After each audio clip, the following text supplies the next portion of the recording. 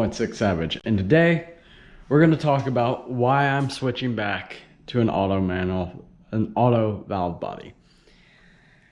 So, first issue I'm going to talk about is got the car running, got everything bolted up, transmission in, aluminum drive shaft, all that, and went through the gears, had all my gears, it's fine.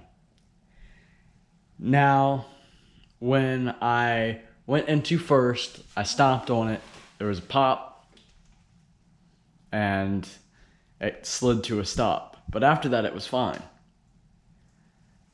A couple days later, I was, messing around, thought it was fine. Found out it was taken off in second. Went ahead and readjusted the cable, got first back. Well, first was acting like the brakes were applied. If you stepped on the gas, it would move, but it was resistance behind it. So I've been asking for a couple days what's wrong.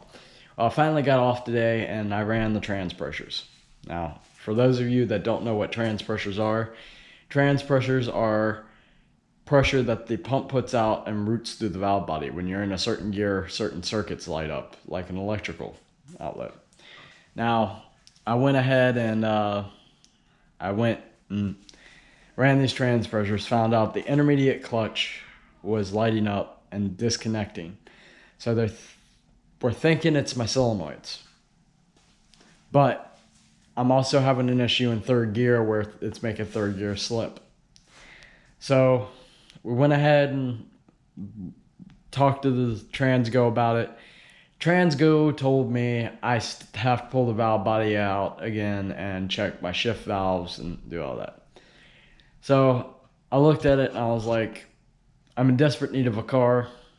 I don't have time to be messing around with it, nor do I have the money right now. So I went ahead and I ordered me a new valve body that has its performance valve body from BCA Transmissions. Darren's been helping me out a lot. He built my transmission and everything for it. So I'm switching back and throwing one of his performance valve bodies on. The all-out kit with as much trans pressure as he'll throw in it. I'm going to retune it. But I'm going back to it, one, because it's just too much for me to do right now. It's cheaper, and I know it's going to work when I throw it in. The other issue I have is I like shifting, but overdrive, it's too much, if it was a full-out drag car, it wouldn't be a problem. I wouldn't have to have overdrive, and lockup could be on the steering wheel. But using it as a daily, it's just too much. I got to worry about if I'm in overdrive, if I'm in lockup. And if I shift one time with lockup on, I'll blow my transmission. I can't have that. So it's too much risk, and it's just... It wasn't what I thought it was. It shifted basically the same as what my J-Mod was before. So we'll see how it goes. My fault for it was I bought a do-it-yourself kit and it just wasn't...